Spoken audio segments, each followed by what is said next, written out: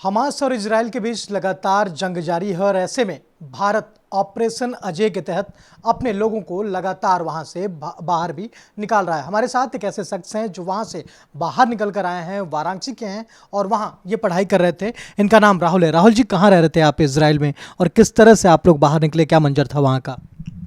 जी, Jerusalem में रह रहे थे। The Hebrew university of Jerusalem से मेरी पीएचडी चल रही थी। लास्ट ईयर ही रजिस्टर किए थे।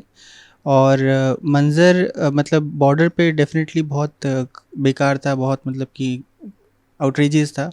लेकिन उसके आफ्टर इफ़ेक्ट्स वो जेरूसलम तक आ रहे थे, चूँकि वो जो बॉर्डर है वो करीब 100 किलोमीटर जेरूसलम से पड़ता है। तो उस दिन वो एक्सप्लोजन्स वगैरह के एक्सपीरियंसेस काफ़ी मिले। और उसी के कंसिस्टेंट वहाँ पे एक जो इमरजेंसी सिस्टम है इज़राइल में हर जगह प्रेजेंट है। एक है सायरन, वो आपको आगाह करता है किसी प्रॉब्लम के होने का। और दूसरा कि वहाँ जगह जगह शेल्टर होम्स बने हुए हैं, तो वो एक स्पॉट है जहाँ पे आप अपने आप को मतलब महफूज रख सकते हैं। तो वो हमारे हॉस्टल के पास में एक लेबर मैन डॉर्मेट्री करके मेरा जो डॉर्म था, जैसे उससे 1 मिनट के डिस्टेंस पे, वो भी आप बहुत कंफर्टेबली अंडरग्राउंड वहाँ पहुँच सकते हैं। तो वहाँ पे बना हुआ था। लेकिन चूँकि मेरा रूम अंडरग्राउंड ऑलरेडी था, तो मेरे को बहुत प्रॉब्लम नहीं हुई। लेकिन मेरे कुछ फ्रेंड्स जो मतलब जिनको सच में डर लग रहा था, जिनको those who really concerned about themselves, तो they sheltered themselves for some time in दो। राहुल, आप कर क्या रहे थे वहाँ? जी, वहाँ पे हमने पीएचडी में जैसे बताया कि रजिस्टर किया था अपने आप को लास्ट ईयर दिसंबर 22 में। अच्छा, जब आप लोगों को पता चला कि युद्ध आरंभ हो गया हमास और इसराइल के बीच, तो किस तरह का माहौल था? और अब आप लोगों के जहन में ये भी रहा होगा कि अब हम लोग यहाँ से बाहर निकल चलें, तो बाहर निकलने के लिए क्या क्या उपाय सोच रहे थे जहन में? अब देखिए इसको मतलब क्या बोलें कि अनफॉर्चुनेटली 7 तारीख को ही मेरी फ़्लाइट थी इंडिया के लिए। और सुबह से ही थोड़ा वो डिस्टर्बेंस एक्सपीरियंस हुआ। लेकिन मेरी फ़्लाइट काफ़ी देर तक, मतलब काफ़ी टाइम तक ऑन टाइम दिखाया। और रिपोर्टिंग के जस्ट आधे घंटे पहले मेरे को नोटिफिकेशन आता है कि आपकी फ़्लाइट कैंसिल हो गई है। तो हुआ कि अब कैसे जाया जाएगा, तो उसको रीशेड्यूल एक आध बार किया गया, वो भी बार बार कैंसिल हो रहा था। लेकिन उसी के साथ साथ हम लोग की वहाँ जो इंडियन कम्युनिटी है उसमें कुछ मैसेजेस शेयर हो रहे थे। और उन्हीं मैसेजेस में एक लिंक आई रजिस्ट्रेशन की, जो कि इंडियन एम्बेसी के थ्रू आई थी via ministry of external affairs. और वो पहला स्टेप था, मतलब हम लोग को मतलब अपने आप को शॉर्टलिस्ट करने के लिए जो भी बाहर जाना चाहते हैं। उसके बाद फिर एक हम लोगों ने गूगल शीट तैयार की कि किसने किसने रजिस्टर किया है। और ये हमने 10 तारीख को अपने आप को रजिस्टर किया और 14 को मेरी फ़्लाइट शेड्यूल हुई। आप लोगों के साथ जैसे आप लोग कहीं रह रहे होंगे हॉस्टल वगैरह में या फिर ऐसे जगहों पे, तो कौन कौन से कंट्री के अमूमन लोग थे और उनमें किस तरह की बातें चल रही थी?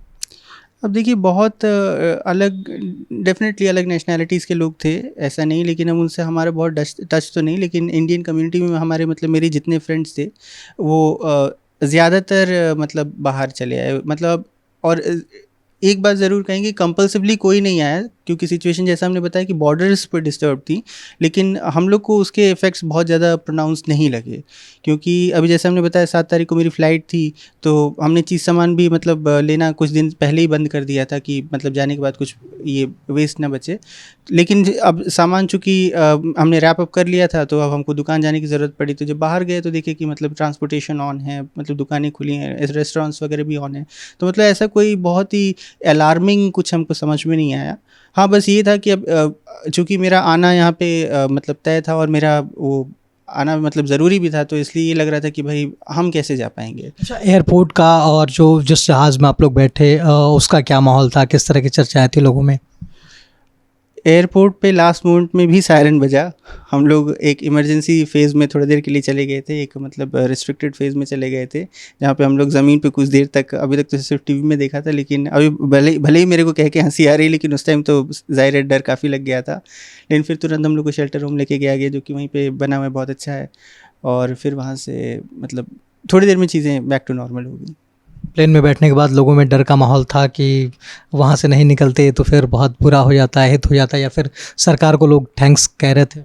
अब सरकार को थैंक्स तो डेफ़िनेटली कह रहे थे, क्योंकि ऑन ए मास स्केल इतने सारे लोग निकले, काफ़ी सारी चीज़ें लेके निकले। बहुत लोग मतलब वो they got a chance to come back to the place. और मतलब डर ऐसा तो कुछ ख़ास नहीं लग रहा था। अब चूँकि वो इमरजेंसी जैसे बताया कि वो क्रॉप अप हो रही थी, ऑन एंड ऑफ सब कुछ चल रहा था, तो एक था भी और नहीं भी। अब चूँकि मतलब ऐसा कोई भगदड़ जिसको हम कहते हैं, तो ऐसी भगदड़ जैसी सिचुएशन तो नहीं। घर पे आने के बाद खुशी का भी काफ़ी माहौल था, मिठाई वगैरह आपको बाकायदे खिलाया गया? अब हाँ भाई, माँ बाप तो बहुत परेशान थे। अब कितना भी आप कर लीजिए, माँ बाप होते हैं, तो उनका कंसर्न काफ़ी ऑब्वियस होता है, बहुत ही जेन्युइन होता है। तो लोग मतलब डिस्पाइट एवरीथिंग कि उनसे बात हो रही थी, वीडियो कॉल हो रहा था, बीच में थोड़ा बहुत परेशानी हुई भी, लेकिन थोड़ी मतलब एक कंसर्न तो उनका जायज़ था, तो डेफिनेटली काफ़ी रिलैक्स। स्थिति सामान्य होने के बाद क्या फिर इजराइल जाना चाहेंगे? परिवार के लोग भेजेंगे? अब जाना तो अगर बिल्कुल क्यों नहीं, अगर सिचुएशन समान होगी तो बिल्कुल जाना चाहेंगे। और परिवार के लोग तो देखिए ना ही कह रहे हैं, वो लोग तो कतई नहीं तैयार हो रहे हैं, और वो लोग तो नहीं तैयार हो रहे हैं, देखते हैं क्या होता है अब। धन्यवाद राहुल। तुम्हारे साथ बातचीत के लिए राहुल थे, जो इज़राइल में शिक्षा के क्षेत्र में पहुंचे हुए थे, वहां से स्टडी कर रहे थे, और जिस तरह से इज़राइल और हमास के बीच युद्ध शुरू हुआ, उसके बाद लगातार पैनिक स्थिति हो गई, और फिर ये लोग वहां से निकले। सरकार का जो मुहिम चलाया गया ऑपरेशन अजय के तहत, तमाम लोगों को वहां से सकुशल बाहर निकाला गया, और सभी लोग सरकार को धन्यवाद भी ज्ञापित कर रहे हैं। कैमरा पर्सन नवनीत के साथ राहुल पांडे, भारत एक्सप्रेस, वाराणसी।